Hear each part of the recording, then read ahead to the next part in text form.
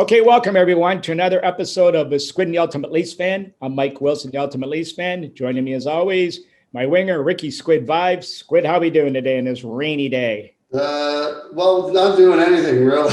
It's just kind of relaxing, and it's horrible out there, but it's supposed to be nice tomorrow. Well, that's good. I mean, we got a couple of things to go through here too. Well, I mean, the weather, yeah, obviously it's nice tomorrow, so we're getting a head start on that doing this today. But we've got the second part of our interview with Jr. Some great stuff coming up. We've got Oh, some great stories with Michael Jordan and this guy pranking a couple of teammates, faking his own death. I mean, you guys have got to sit and listen to this stuff. I mean, it's just class. it's very, very entertaining. I can assure you of that.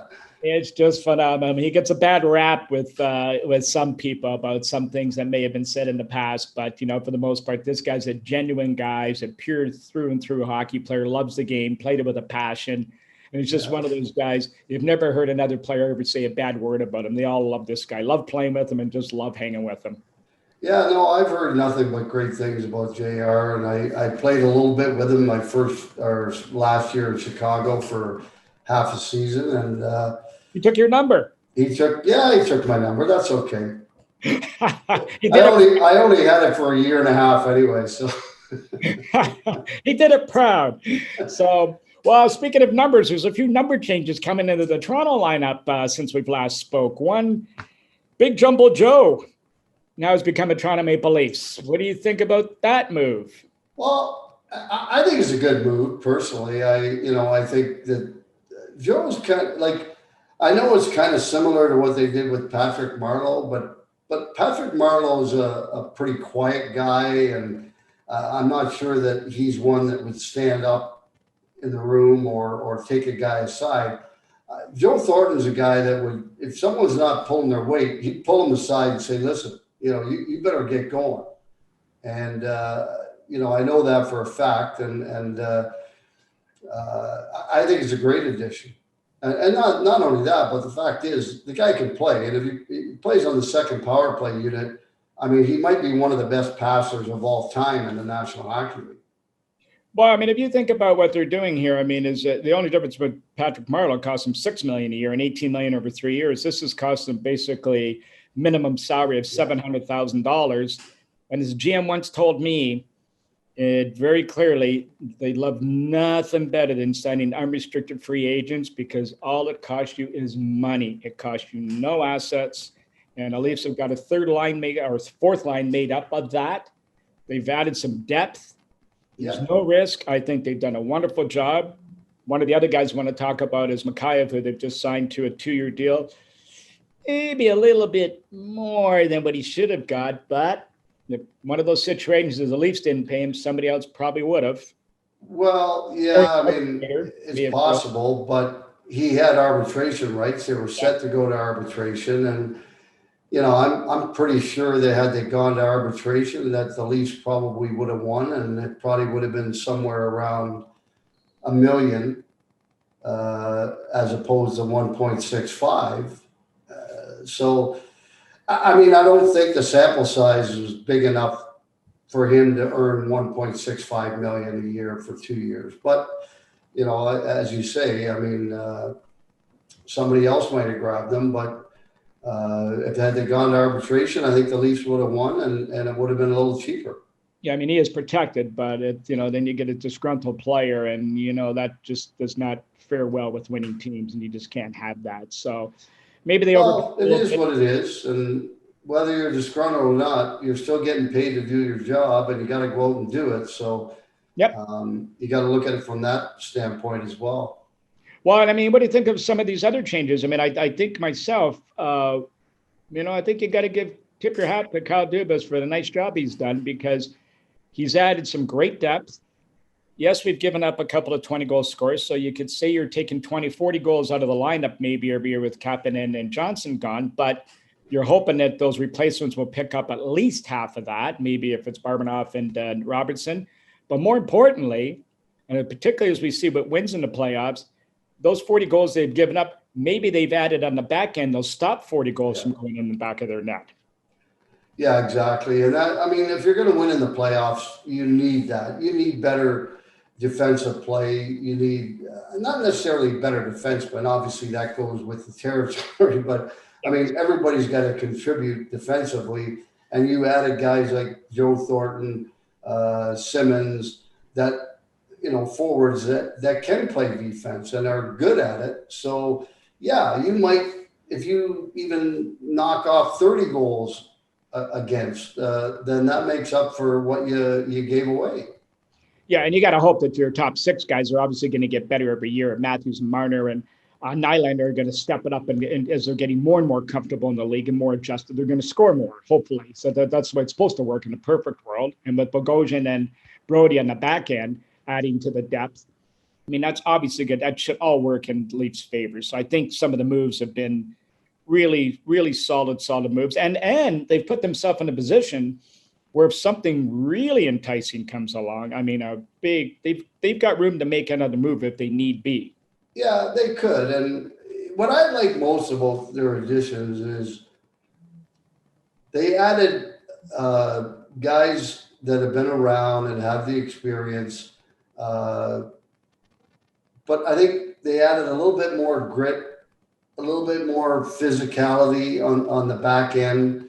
Uh, as far as up front, not a lot more, a little bit more with Simmons, a guy that can park himself in front of the net in the power play if they need him there. And, but you also added a bunch of guys that are kind of at the end of their career or close to it anyway.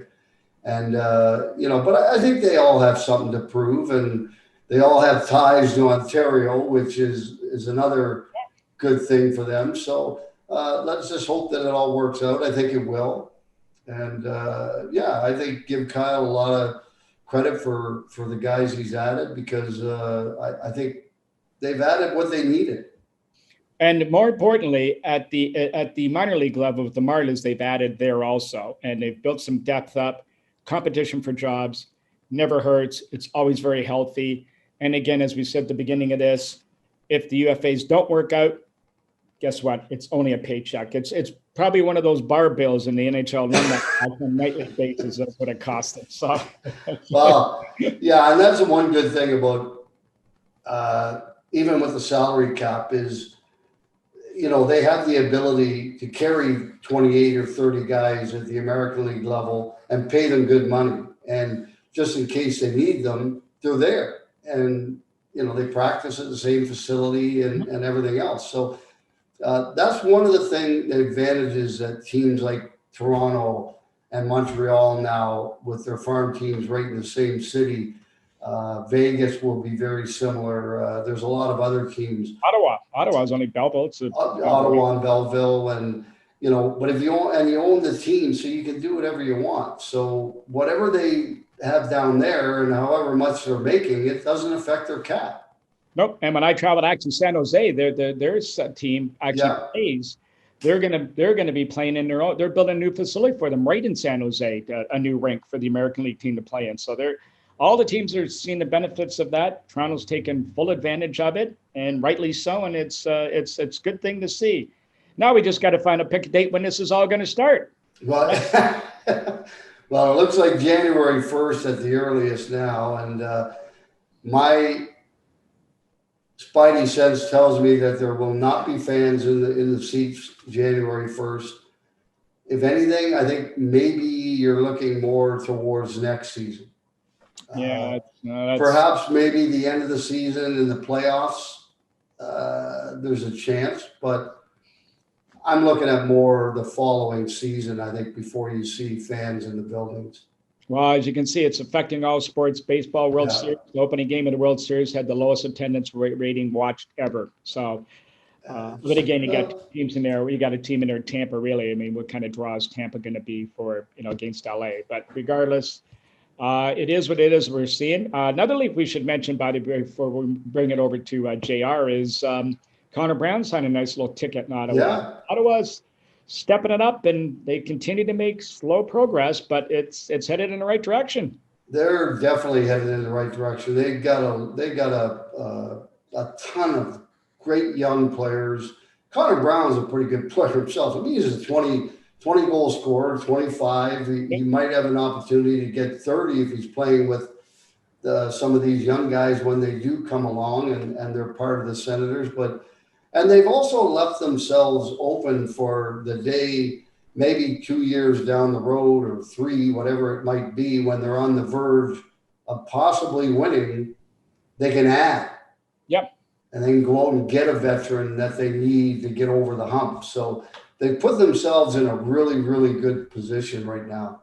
But as Leafs fans, that's enough. Okay, you can stop right there. They've done enough. Okay, so just leave them right where they are. Well, yeah, and also the other thing I noticed was they're talking about an all-Canadian division for this upcoming season, which with the border closed and everything.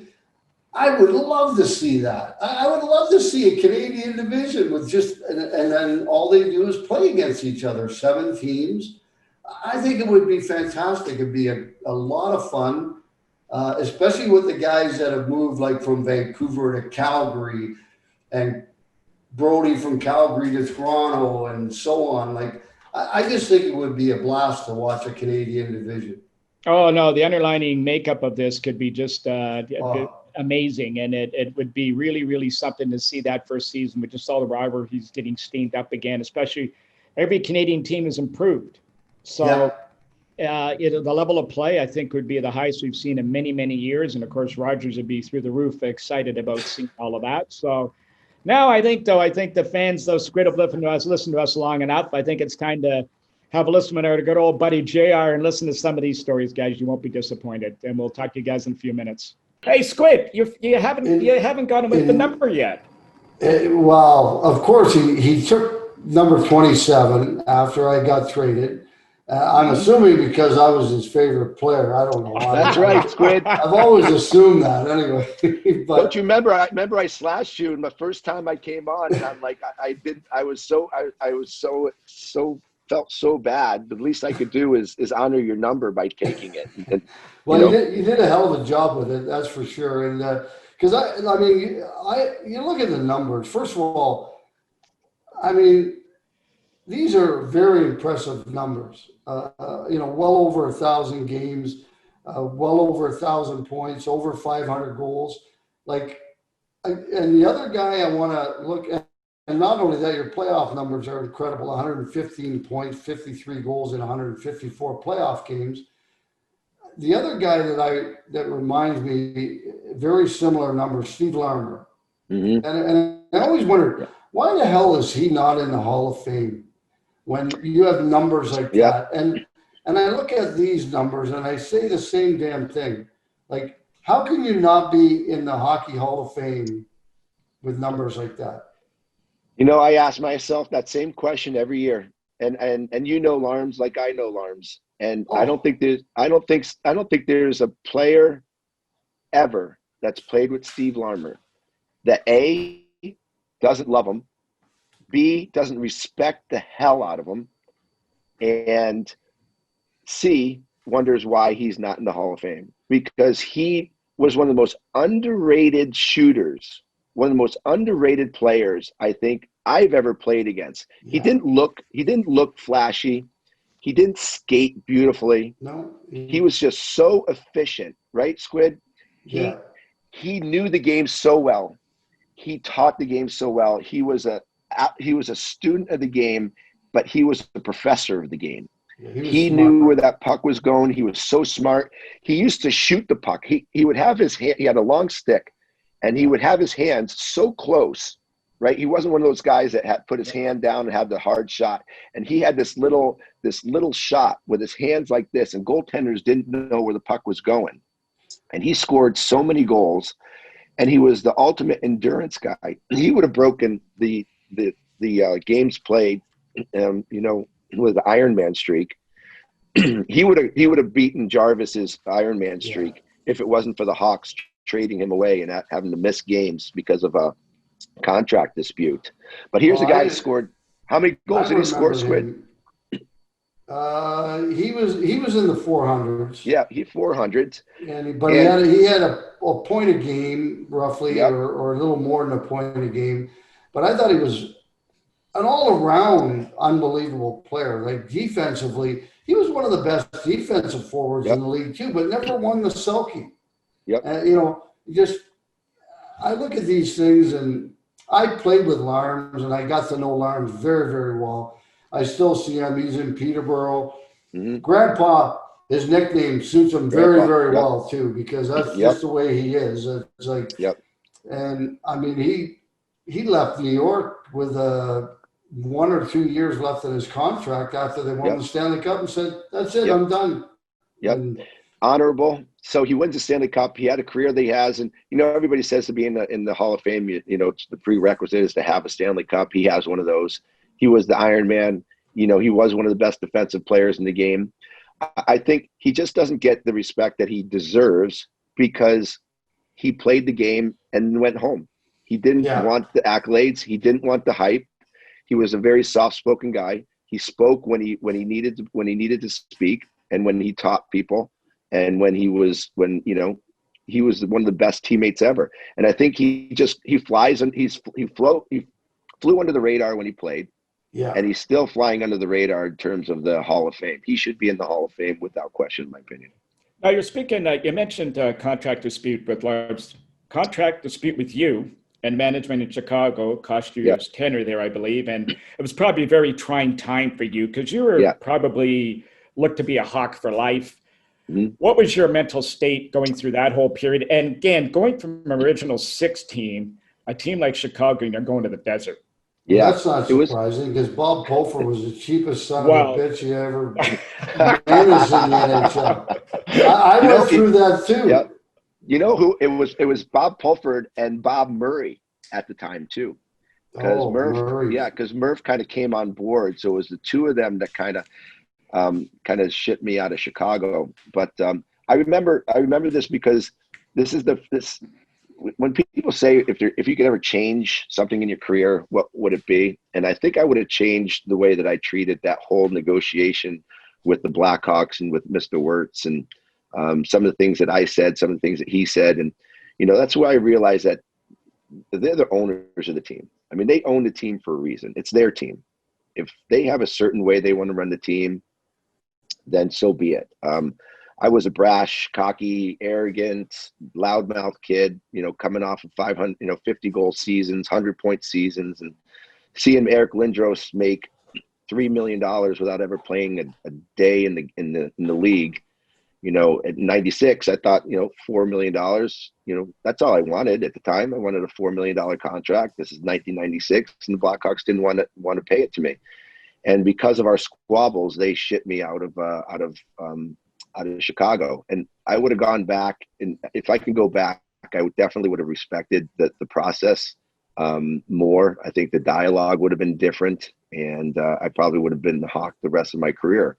But to go from Chicago to the desert and play in the desert was, I mean, you can't get two polar opposite kind of situations. But I love playing in the desert, and I had a great 5 years in the desert, and still live there today. So it wasn't a bad trade in terms of how my life turned out, but it didn't turn out great in my career because my career after that kind of slowly started going the wrong way.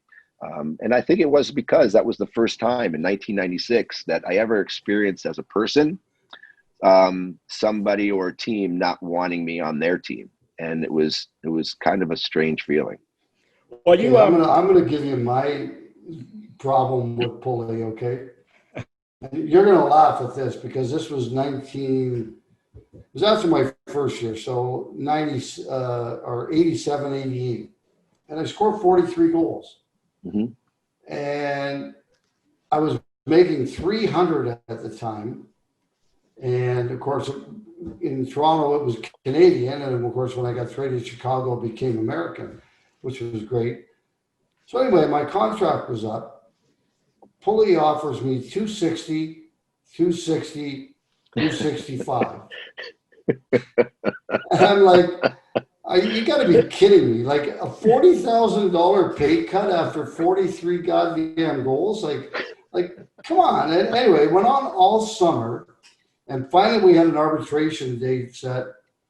And I remember Bill Waters calling him, and I was in the office, and it was on speakerphone, and well, we got an arbitration date set, and Pulley's like, well, Bill, you know what's gonna, you're gonna know what's gonna happen if you go to arbitration. And Bill said, yeah, I know, you're gonna trade him, that's fine. And 2 days later, I had 3.25, 3.25, 350, and it was like, why did we wait all summer doing this? And, I mean, that was Pulley. yeah, that was Pulley to a nuts. All the time. And he was so, and it wasn't even his money. You swear it was his own dollars that he was getting out. That's how cheap he was with the money in Chicago. Now, and the reason I brought that up is because I'm talking 300, you're talking 3 million. And that's not that far apart. I mean, yep. 94. It's only 6 years. It's only 6 years. Yeah. Was it 94 that they kind of, when they signed that big contract? It was when Eric Lindros got drafted. I think it was 92 or 93. That's when that's when people started finding out other people's contracts. Right before disclosure came out. Before disclosure came out, nobody knew what anybody made. I mean, Ray Bourque was one of the best players in the game and didn't make any money. When everybody found out how much Ray Bourque was making, it was like, how are we gonna compete against this? And I remember, I think it was 93 when Eric Lindros came into the league. He signed a $3 million contract, and the MVP of the league that year was Mark Messier, making 1.5. So it was, but when disclosure came out, everybody started comparing each other to how much they made, and Eric Lindros was the bar stool that started it. Everybody's like, this kid's making $3 million. He's never even played a game in the National Hockey League yet. So then now that's how it's just started climbing and climbing and climbing. It all started with Eric Lindros. Well, I will say Eric Lindros for 5 years in Philly was probably the best player in the National Hockey League. Oh, most dominant. One of the most dominant. God. Yeah. And was physically. He a big physical man? Yeah. That Legion of Doom line was not fun to play against. him, Leclerc, and Renberg were just. Thank God I wasn't playing then. Well, no, they were not fun. JR, I want to go back to when you arrived in Phoenix, and again, going back there, you reconnect with somebody you tried to recruit probably 7 years earlier, Keith Walt, affectionately known as Tkachuk, and he showed his real leadership skills with you, and I think you had a lot of that veteran presence around you that probably made the transition a little easier going to play there. It really was, because here I am. Keith is now the captain of Winnipeg, coming to Phoenix, and I remember him calling me because I was actually didn't come to Phoenix early because I had now to do a contract with Phoenix, and I remember Keith calling me saying, "Get your ass here, will you? Get this contract done." Kind of like I called him to go play in Hull, and he calls me and goes, "Quit this shit, get over here, sign that contract. We have some work to do." That's just how Keith Tkachuk was. And so I ended up signing, going into Phoenix, and playing with Keith and playing with Walt was some of the best 5 years ever. And Keith, even though Keith was younger than me, and even though he was didn't have the points that I had or the career that I had at the time, I mean, he was Walt's the second all-time leading goal scorer in the history of the Americans. I mean, this guy was one of the best goal scorers of all time, 540 some odd goals. And a guy that wasn't an awesome skater, but he was one of the best front net players I've ever seen, and some of the best moves they ever seen. Could score goals, tip anything around the net. I bet you. Well, his boys aren't bad. 400. His boys aren't bad at it either. Oh, we'll talk about them. We'll talk about them in a minute. I bet you 450 of Keith's 540 some odd goals came from the crease, right around the crease. That's how good he was around the net. But this is what Keith Tkachuk taught me. He taught me to, as a leader, and to play the game the way he played it every single night, but to treat people the way that and to treat the trainers and to treat the people that worked inside the room. Mm-hmm. you're a professional hockey player. You act like a professional player. He would be on the bike. He would be riding the stationary bike every single morning for 45 minutes. The first thing he did when he got to the arena, and he would put the bike right in front of the door that you come into the training or into the locker room, because Keith wanted every young person, every young guy that walked into the door to see that Keith was on the bike riding. And he'd say, "What took you so long to get here?" He said, "I've been on this bike for 30 minutes already. You're just getting here." And he would literally, I mean, he pushed people. He's like, "I'm here working my ass off and you're just getting here now. You make sure tomorrow you're here 30 minutes earlier. Get on this bike, get in the gym." He was just one of those guys that was a leader. He pushed you. He pushed you. He said to me, there's 2 rules when I got to Phoenix. Number 1 was get Walt the puck. That was his rule. Get Walt the puck. Okay. Rule number 2, get Walt the puck. And he screamed it. Those are the only 2 rules that he had. And he meant it. He was one of you knew what you get with Keith Tkachuk. He was in your face. There was no denying what Keith wanted and what Keith demanded, and you love him for that. But he made sure when we were on the road, the stick boys for the stick guys for the other team, the guys that worked the locker room. Yeah. Keith gave him $100. Each kid got $100 for work in the locker room.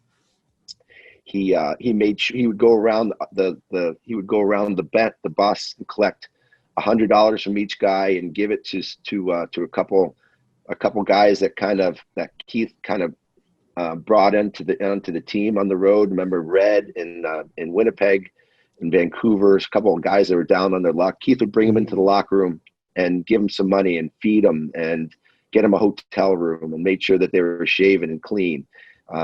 Keith made sure he took care of people better than anyone that I ever have. And he taught these kids, you take care of your trainers, you take care of the people that make our life better.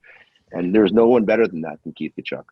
That's fantastic stuff. Yeah, that was one of the things that back in our day, a lot of the guys were like that, Jeremy, where, you know what, the trainers were the most important guys, and the equipment guys especially, who had to lug everything out and stuff like that. And I mean, the older guys would tell you, if you don't tip the trainers and if you don't give them X amount or more, we're going to take care of you. And they made it very, very clear. And our trainers did well. They took care of us very, very well. Yep. But we also took care of them. But that was the way I broke in. That was the first thing I learned was look after everybody that looks after you and make sure that they're taken care of, and treat people like you want to be treated, whether it be your teammates, whether it be the trainers or the guys that are just helping out the trainers. And that's what I learned very, very early in my career. Well, speaking of which, sorry, Jeremy, we'll get to you in a second here.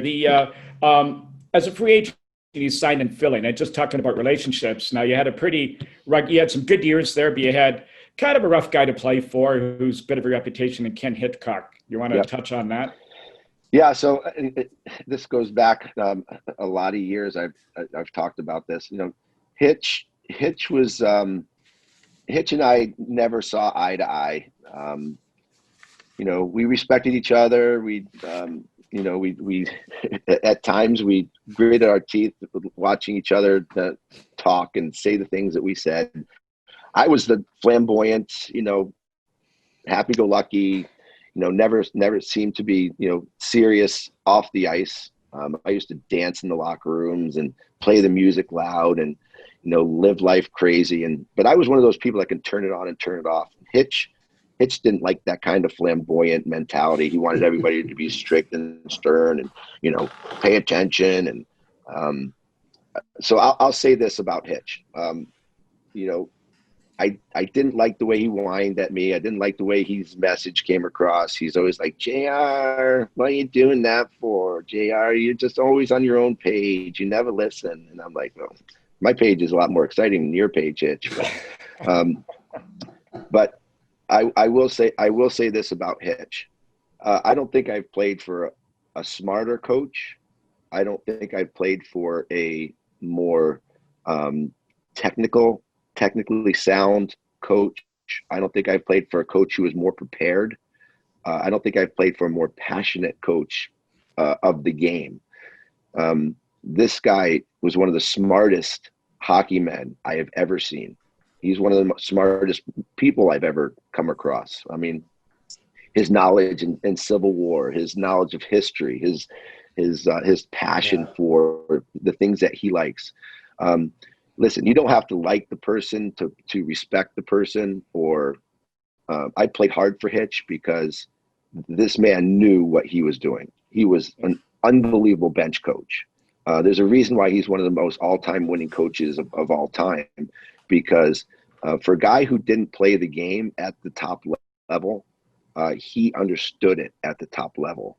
And maybe that's why his message didn't maybe resonate with me, or we didn't see kind of eye to eye. I think we respected each other to a certain extent, but this guy is one of the best coaches I have ever played for, because he is literally probably the smartest coach that I've ever seen work. Well, you go from playing for him, and by the way, he is responsible for apparently the canon in Columbus and sort of that whole Blue Jack kind of history. So that relates to him and his passion for the Civil War. But you go from him, who understood the game at the top level, to one of the greatest players of all time, as a redo. And you're smiling because you know I'm going with this one again. Geez, you're a smart guy, Jeremy. You got this figured out all the time. I know. The second time around with Wayne Gretzky didn't go quite as well as it did in Hull. It didn't, and I was coming off a terrible year in LA. It was just after the lockout in 2004. I really didn't work out during the lockout. I didn't take care of myself. I had a terrible year in LA, and I'm getting ready to sign in Calgary. I'm actually talking to Daryl Sutter, and I'm literally did a deal with Calgary, getting ready to call Calgary and say, okay. And I love Daryl Sutter, by the way. He's one of my favorite people on the planet. So to go up and play for Daryl Sutter would have been great. So I'm getting ready to call Daryl to accept the 1-year contract in 2005, 2006. So I'm picking up the phone, and right before I pick up the phone, Wayne Gretzky calls. It's like, hey, JR, what you doing? I'm like, nothing. Just, not telling him what's going on. And he goes, I want you to come play in Phoenix. They love you here in Phoenix. Come play for us in Phoenix. And I'm like, oh, no. Here, I'm just getting ready to tell Daryl Sutter that I want to go play for him in Calgary. And Wayne Gretzky now again, hence 20 years, 20 years almost to the year, when he tried to get me to go play for Hull, and I said no. I can't say no to him the second time. So I said, you can't say no to Wayne Gretzky in 2005. So I went and played in Phoenix, and I remember I was in one of the best shapes that I ever was. But Gretz didn't give me. I think he brought me there maybe to sell tickets, not play hockey, because he put me on the fourth line and didn't play me all that much. And it was a kind of a tough year. But I remember battling Gretz. Just because I'd walk into the locker room and, you see the board and they had the names on the boards, of what line you're on. And I was always on the side, or I was on the bottom. And, if I had a line, I was excited. But if I was on the side of the board, I was pissed off, and I made sure that I showed it. So there was a practice going. I remember this one time, walk in, they have the practice lines written on the board, and I was on the side, meaning I didn't have a line. So what do you do in practice? You sub in, right? So you take somebody's spot and do a line rush and all that stuff. And I remember we're doing line rushes, doing 3-on-2s and 3-on-3s, and line rushes back and forth. And I'm standing against the boards, and I'm just standing on the boards with my arm on the boards, and I'm staring at Gretz, and Gretz is standing at the red line watching, and I'm just standing there, and I'm looking at him with my arm like this, and I just keep staring at Gretz, and Gretz goes, "Are you going to take a rush? Are you going to take a line rush?" And I said, "Are you going to give me a line?" And he just shook his head, And he goes, I don't know. And I looked at him and goes, well, I guess I don't know if I'm going to take a line rush then. I'll just sit here until you give me a line. And he just turned away from me and he shook his head and he's like, whatever, JR. But I think Gretz and I have a great relationship because at the time I was like, again, I didn't treat him like Wayne Gretzky. I treated him like, like he was my coach that never played a game in the league because I was mad at him because he didn't give me and it was just, we had that fun, and we've talked about this before, and I love Gretz. I love him to death. But it was a weird scenario. I didn't like playing for him as a coach. I just didn't. I love him as a person, and he's the best player of all time. But to play for him, for me, was pretty hard. Well, one of the things I've heard, not just about Wayne, but other NHL players who get into coaching, is they have too big of expectations for the players because of what they could do. And I think Wayne had a big problem, from my understanding, from what people I've talked to, with the fact that he couldn't understand why a lot of the guys couldn't do things close to what he could do as a player. It's frustrating. I think it frustrates coaches, I think, to know what needs to be done, know what to do, but these guys can't do it to the level. And to tell you the truth, to be Wayne Gretzky is a job all in itself. Yeah. But then having to coach and travel and be at the rink and do everything that he had to do, it was a hard. I would think it was probably one of the hardest things that Gretz had to do is to take his life of being the greatest player of all time and kind of swinging it down to being a coach and battling the time and battling the fact that, can I live up to the standards that Wayne Gretzky did on the ice behind the bench? And he did the best he can, but he really didn't have much to. He didn't have much to work with in Arizona. No, but he got paid well for doing it, though. You sure did. Yeah. I know, JR, speaking of hanging around with some of the greatest, in Chicago, you're a very popular player, so you got a chance to, I think, hang with a couple of famous people in that city. Little basketball guys? Yeah, one of those basketball guys. And there's a great story that I've heard that with Michael Jordan, you guys playing golf one day, and I agree with you. I think you said you've made him legendary by this story about playing golf and drinking beer, and then him going out and scoring a bunch of points one night. And maybe you want to tell us that story. Yeah, he's. You guys, I assume you saw the documentary. Yeah. Yes. With Michael Jordan. Yeah. That's exactly how Michael Jordan was. It's exactly how he is. It's exactly how he lived his life.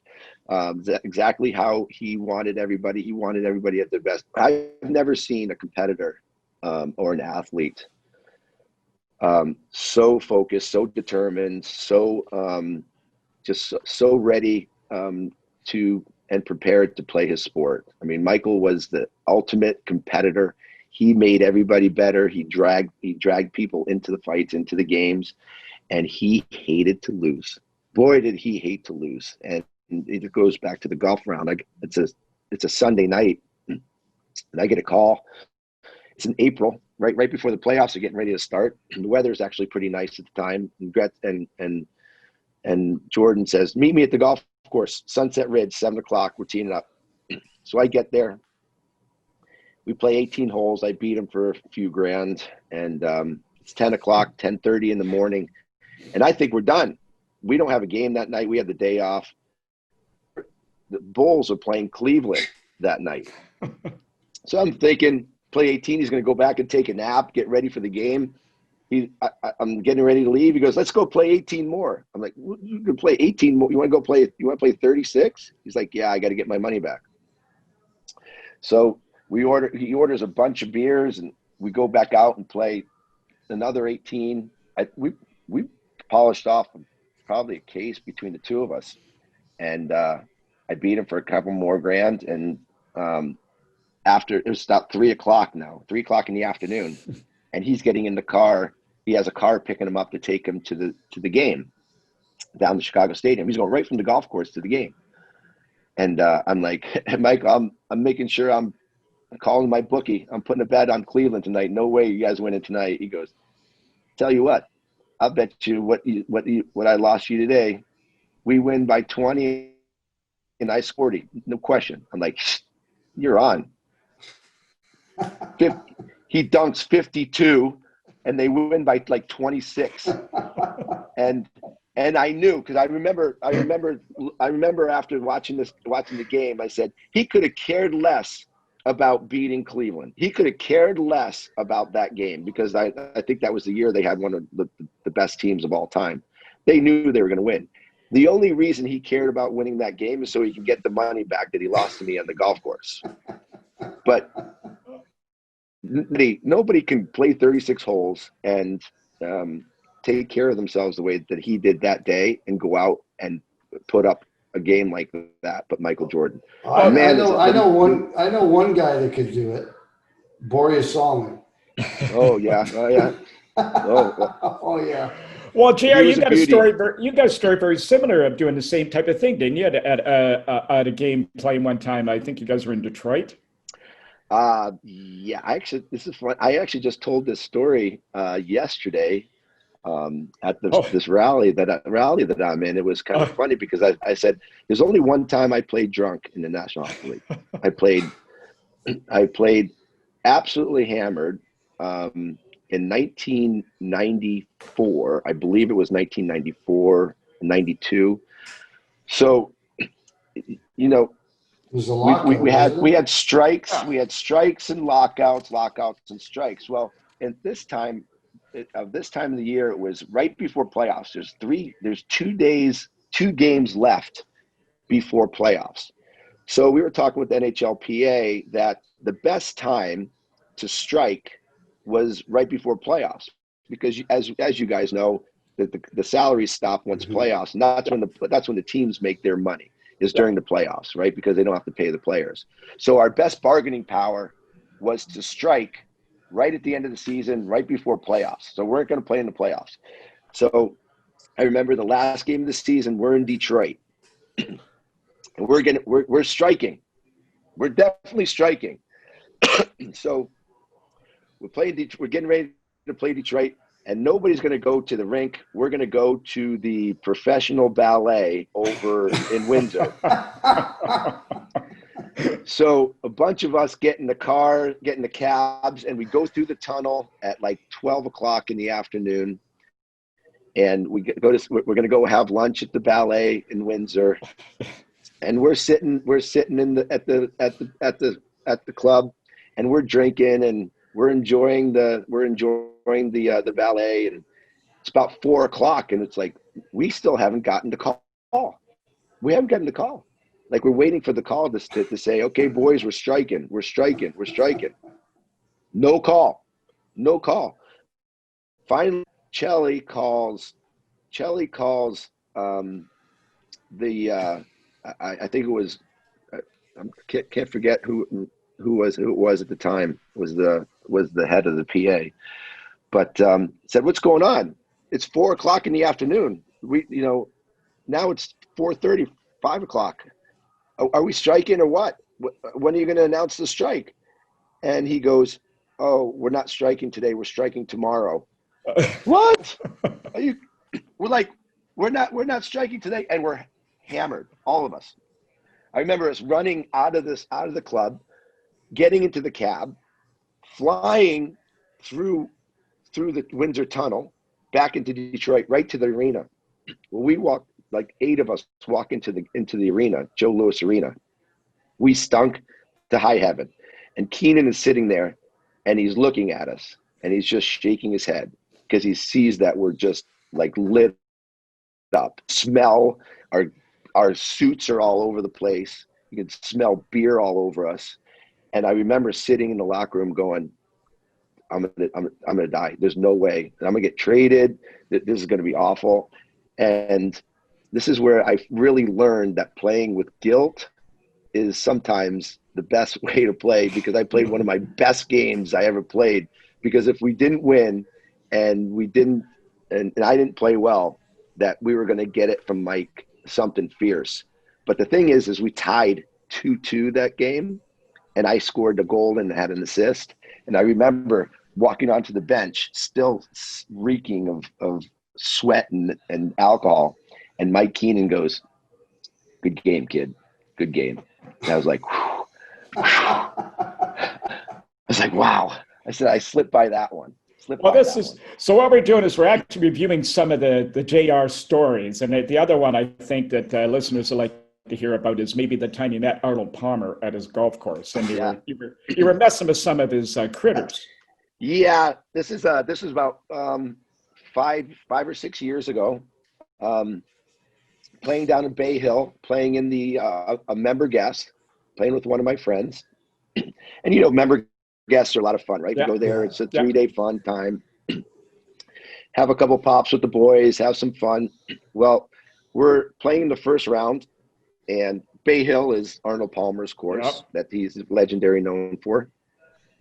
And I've had a couple fresh ones by the 5th hole. I'm feeling pretty good. We're playing golf. My buddy and I we're actually playing great. And I see an alligator sunbathing right next to the water on the fairway.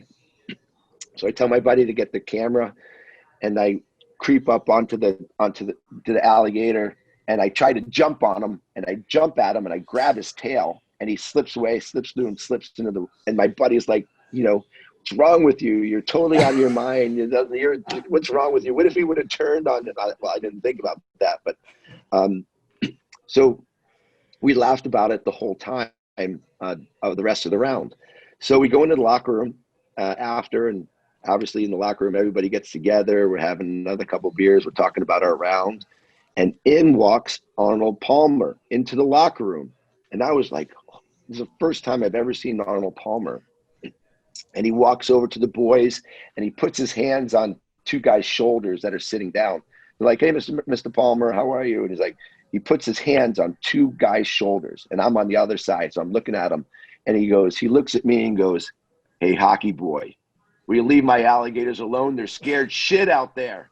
And I went, yes, Mr. Arnold Palmer. I'm sorry, Mr. Arnold Palmer, sir. And he started laughing. And I was like, that was my introduction to Arnold Palmer, is he called me hockey boy. Hey, hockey boy. That's pretty good. Well, hockey boy. Hey, now, Squid, we would be remiss if we didn't bring this one up. Now, in your book, I know I read your book a couple of years ago, you talk about you fancy yourself quite the dancer. There is on YouTube out there, people should go and look this one up, of you dancing during an ice break during the game with the Kings. Well, I told you I didn't really have a great year with the Kings. Yeah. So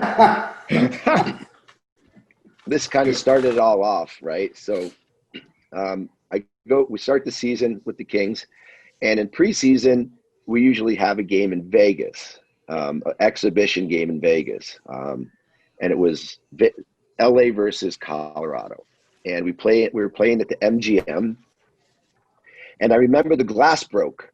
So, and there's really not hockey. There's not hockey in Vegas at this time. This is 2005. Yeah. So the boards were not very good. The glass wasn't very good, and the rink wasn't very good. And I remember the glass broke during the game, and the guys couldn't fix the glass. They're playing with the glass. And I go over there. I'm like, "Come on, boys, what's going on? What's happening?" It's like 20 minutes. And you can see the people getting restless in the stands, like, "Come on, get the glass fixed. Let's play." And I remember being right at the glass when they're fixing it. And the Bee Gees, "You Should Be Dancing," came on. And I'm a big Bee Gees fan. I'm a big 70s fan. I love disco. And I'm just standing there and listening to the music, and I start moving a little bit. And I see that there are people in the stands see me dancing, and they start dancing with me. So I start dancing a little more, and they're dancing with me, and they're standing up. So now I get going, and I start dancing, and I'm like, screw it. Let's give them a show. And I turn around and I start dancing. I skate right to center ice, and I'm doing the John Travolta, and I'm dancing all over the place. And I see there's like 15,000 people in the stands dancing with me. And I thought it was the coolest thing in the world. And even Joe Sakic said, that was one of the coolest things I've ever seen in a hockey game. I'll never see somebody dance in the middle of in the center ice during a hockey game like JR did in Vegas. And you probably will never see that ever again. Well, we see on Dancing with the Stars then. If Carol Baskin can get on there, surely the hell JR can get on there. Well, it's funny you said that, Squid, because I tried to get on the show like for 3 years, and they've already filled their cast. But then I signed with NBC in 2010 to be on their broadcast. And right when I signed with NBC, Dancing with the Stars invited me to be on the show 2 months after I started the show with NBC. So I couldn't do it because of opposite conflict of interest. Yeah, exactly. Well, now you're known as a bit of a prankster. Now, is this true? I heard a story about you that you faked your own death. Very true. Yep, it's very true. One of the best pranks I think of all time. I always have to up one, right? Get up one on everybody. So we're in San Jose. I'm going into the last year of my career, and San Jose was a great place to play. Great teammates, and I remember we used to go to Vegas after the season together, and we used to go to Vegas before the season started together as a team, a bunch of guys. So I thought it would be a good idea before the season started to have a little camaraderie. Let's go to Vegas. I can play a prank on some guys. We can start the season with some fun. So two of my favorite young kids on the team, Tori Mitchell and Devin Setaguchi, who they would come to my house all the time. My wife would make them dinner. They're two of the young guys. I love being that mentor as late in my career. Well, I was going to play a joke on these guys in Vegas. So what I did, and this is going to get lengthy too, I'm sorry, but I'll tell you kind of the whole thing. So I called this TV show called Scare Tactics. I don't know if you guys have seen the show Scare Tactics. Go to YouTube and just watch Scare Tactics episodes. I love the show. So I thought it would be good to hire a professional Scare Tactics, professional Hollywood show to get these guys. They thought the idea was great. So I had this idea. I don't know if you guys ever saw Eyes Wide Shut with Tom Cruise, where they had these weird parties, and you just, you don't know what's going on, and they scare the dickens out of you like you're going to get killed. Or I thought it was a great idea. So I paid a guy in Vegas to sit down at a blackjack table with me and Devin and Tori. So as we're sitting playing cards, this guy that I paid, who's at the other end on the other end of the table, looks at us and goes, "Hey, you guys look like you'd like to have fun." And we're like, "Yeah, we would like to have fun. Of course, we're in Vegas, we're having fun." He goes, "I'll tell you what, there's a party tonight. It's the best party in Vegas. You see the parties on television where the girls are jumping in the pool and everybody's running around with no clothes on and they're doing all that stuff. This is one of those parties." And obviously the young kids, Devin and Seta, are like, "Oh my God, JR, we should go to this party." And the guy's like, "Okay, listen, okay, here's the address, but there's a password. The password is Dakota. Like, you can't tell them I gave you this." So this is coming from a guy inviting us to this big celebrity party. So we get in the car, we go out we go to a mansion. Okay. Now Scare Tactics has this place hooked up and wired to the gills. We walk in, we knock at the door. There's two big bouncers answer the door. And we're sitting there like, what's going on here, right? And they're like, "What's the password?" And we go, "Dakota." So we go, he lets us in.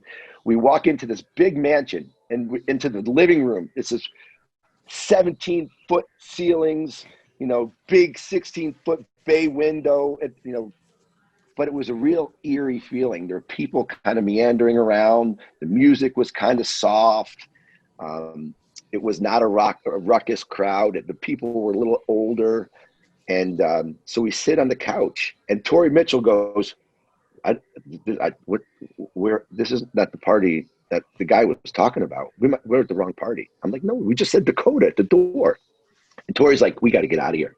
I'm like, "No, let's just see what happens here." Right. And Dev and Mitchie's like, No, it's okay. It might pick up a little bit. Well, this guy comes over to us and goes, I've never seen you at our parties before. How did you get here? And I'm like, well, somebody invited us. He goes, what's the password? And we go, Dakota. Who invited you? I'm like, well, we don't know his name. And Tori Mitchell now is like, he's like, why we shouldn't be here? Are we not allowed here? We can't come here. We'll leave. And everybody's kind of looking at us, right? There, people are looking around, so they're walking by and they're looking at us. And Tori is freaking out. He's like, I got to get out of here. I said, listen, I got to go to the bathroom. I went to the bathroom, but I really went to the garage. And in the garage is where they had all the cameras up and they had all the people, watching. You see all the TVs and I could see Tori and them. And I put this blood patch under my jacket, right? So I put this patch and I went back out. So then I sit down and all of a sudden the kind of music goes down and he's out with this woman. And he comes to the middle of the room and he goes, ladies and gentlemen, this is our feature of the night. And he brings out this woman with no clothes on and parades her around to all the people. And all the people are looking at her and they're touching her and they're looking, and it was really weird. Brought us around to me, Tori and Mitchie. And we're just like, yeah, it's good. Yeah, it's good. Not knowing what's going on. And, they she had a chain around her waist and he's pulling her. We're like, what do you mean this is the surprise of the night? We didn't know what it meant. Now Mitchie's really freaking out. Guys, seriously, we got to get out of here. I don't like this, man. We got to get out. I'm like, Mitchie, you can't leave now. So as he's yelling, the waitress comes about 10 minutes later with a tray of shots, of red liquid shots, because I wanted it to look like it was blood. So the tray came and they offered it to us. So I took one. Mitchie took one. I mean, Tori, Devin took one, but Tori Mitchell wouldn't take it. He's like, I'm not drinking it. No way. And I look at it like, what is it? What is it? And then Devin sticks his finger in and tastes it. He goes, oh my God, that's blood. It's blood. It's blood. And Mitchie's like, I'm out of here. Just get out of here, right? And I'm like, no, Mitchie, Tori, sit down. Now we're real. Now I'm getting nervous, right? And Tori's getting really scared now. All of a sudden, the lights go down. The music comes up. And all these people that are in the room put on these masks.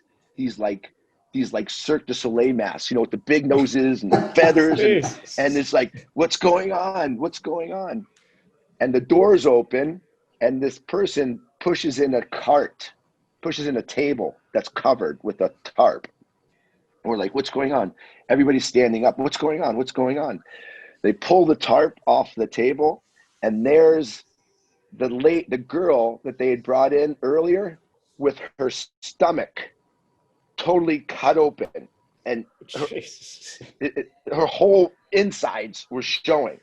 I mean, this is Hollywood professional stuff, right? This is the most unbelievable makeup I've ever seen. But her whole stomach, and she was laying on the table with her organs showing. And the head guy reaches in and grabs her liver and eats it and goes, tastes like chicken. And everybody starts grabbing her and eating her. And I get up and I start to run out of the room, right? And Tori Mitchell and Seth are like, what are we doing? And as I'm running out the room, the big bouncer comes in and starts stabbing me with a knife. And he stabs me. And that's when my blood patch breaks open. Blood goes all over my white shirt. And I did one of the best death impressions. I went down. Oh gosh, and I went down and I died. And Tori's like, they killed JR!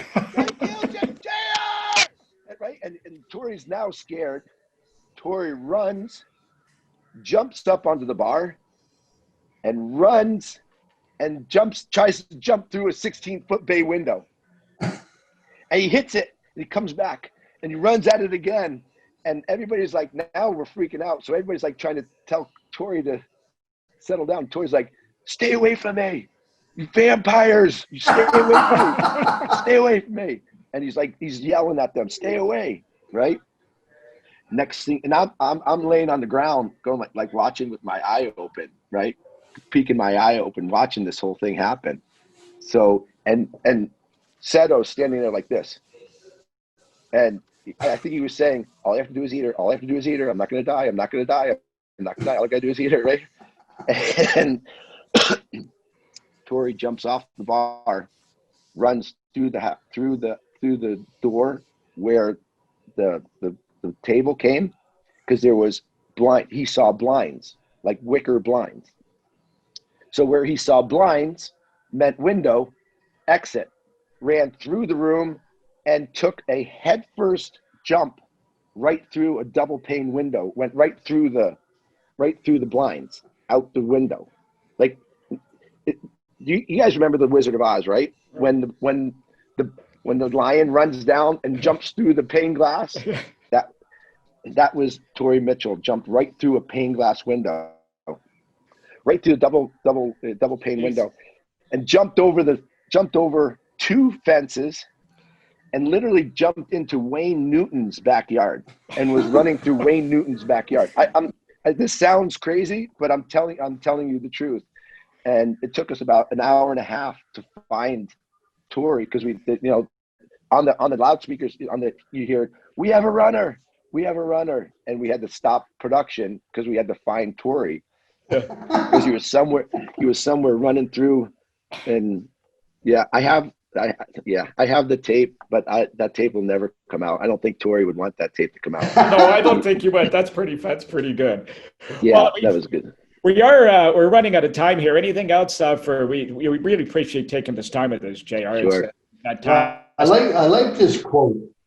The only difference between the Coyotes and the days of our lives is that nobody has been shot on our team yet. Like, what was that all about? You know me. I was just, we liked having fun. We played the game hard, and we lived life hard. And we had a bunch of really cool characters, a lot of characters that were old school and played the game, and at times partied at the wrong time. And we just love playing the game. We played the game right, and it was kind of like the Wild West. You didn't know what you were going to get from one day to another with us, because we just love being with each other. We love spending time together. We love getting in trouble together. We love playing hard for each other. And that's just how it was. And sounds like my days. I don't think I had too many bad days in the National Hockey League. No, that's for sure. So it doesn't sound like we're having too many bad days now either. No, I love the game, guys. I love the game. I've always loved the game. I still love the game. I know its roots. I respect it. I still love watching it today. There's a time in my career where it was about me, and I was brash, and I had a big ego, and I think that hurt me a lot in terms of my reputation, which is fine. I'm 50 years old now. I can look back and say, my ego helped me be successful, but it also hurt my success, right? So it's, but I wouldn't change many things. I like my life. I think I do a lot of good things for people. I tried to play hard for the fans. I gave the fans my time, never said no to an autograph. I would make sure that I threw pucks to fans. I love the game. I remember who's taught it to me. I remember the people that got me there, and I'll always be a fan. And hopefully very soon you'll see me on No Filter broadcast talking hockey again, and showing my passion and my knowledge for the game. I don't think I'll work for a network again.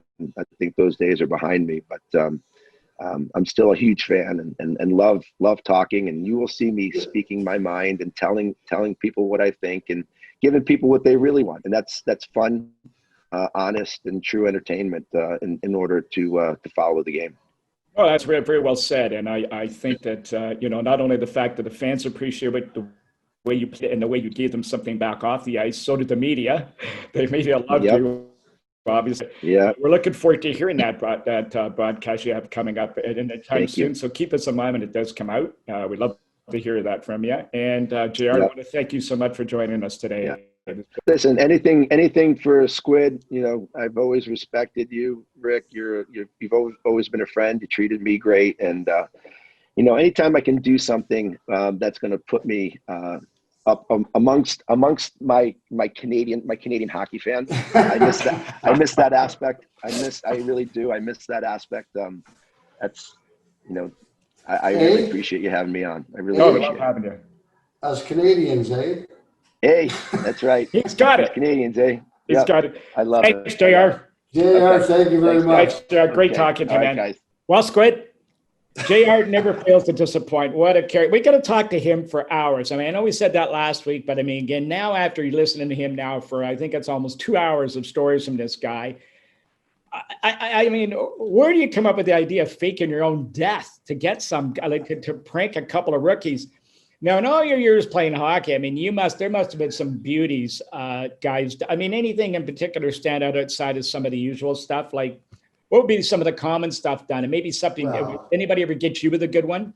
Yeah, I mean, nailing the shoes to the floor and tying. I know I had my jeans tied in real tight knots, so you wouldn't. It would take you an hour to get the knot undone. But I think the best one, and it was pulled on me at the World Championships, and I believe it was in Helsinki. Bernie Nichols was there, and so you have your pregame meal, and you go up to your room, and usually you're gonna go into the bathroom, sit on the throne, and do your thing, and then have your nap. So anyway, that's fine. And but you know, Bernie would get someone else's key. So here I am. I go back to my room. I'm sitting on the porcelain throne and just relaxing, and little beknownst to me, he's hiding in the shower and flies open the curtains and screams and yells. I swear I almost had a heart attack. I was sitting there, I was like, oh my God, because you don't expect something like that. And oh boy, I could have grabbed him and punched him, but it was a pretty good prank. So I had to give him his due and just let it go. And I thought about doing it myself, but I said, no, I'm not going to do that. I don't want to see someone die in front of me. But then it just keeps it going. Then they're going to get you back, and then it's just never going to. Yeah. There's the endless cycle. I mean, is there anybody that stands out that was the actual pranks you had to watch from all the time because he was going to do something, like even stupid? Well, Daryl actually Sittler when I was there, but he would never admit it. It would always be, no, it was someone else, it wasn't me. But I know it was him. And so did everybody else, but he would never own up to it. And yeah, I mean, what are you going to do? You gotta say, no, Daryl, it was you. Like, I know it was. And no, you can't do that. I mean, it's Daryl Sittler. And you just got there, you're a kid. And, but he did a lot of the pranks, but never ever owned up to it. Well, that's the good pranks. You can get away with that. Well, I remember Jimmy Thompson telling me a story when he was in LA one time and they were getting him a few times. So he thought he'd get the guys with the old baby powder in the hair dryer. And this is when they used hair dryers in those days. Probably today the kids have hairstylists in the dressing room doing it for them. But he does it, but unbeknownst to him, the king, Gretz, he goes over to the shower to dry the hair. And he usually is one of the first or the last, but he was one of the first at this time. Grabs the wrong one and sprays himself with all the powder. Now, you just don't do that to the king of hockey at that time. And here's this fledgling kind of player at the time. He said he about had a heart attack. And thank God Wayne took it in good humor because you just, one of those ones you just don't do.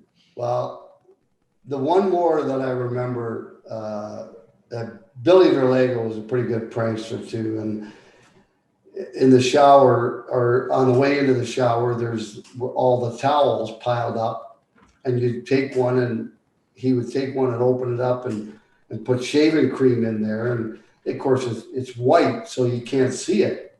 And the guy would come out, grab the towel, start drying himself off. And of course, then the shaving cream would go everywhere. Well, the one time Harold went in and had a shower, and he grabbed one of those towels. But he thought it was pretty funny, actually. So he laughed about it and said, well, that's a pretty good joke. I like that.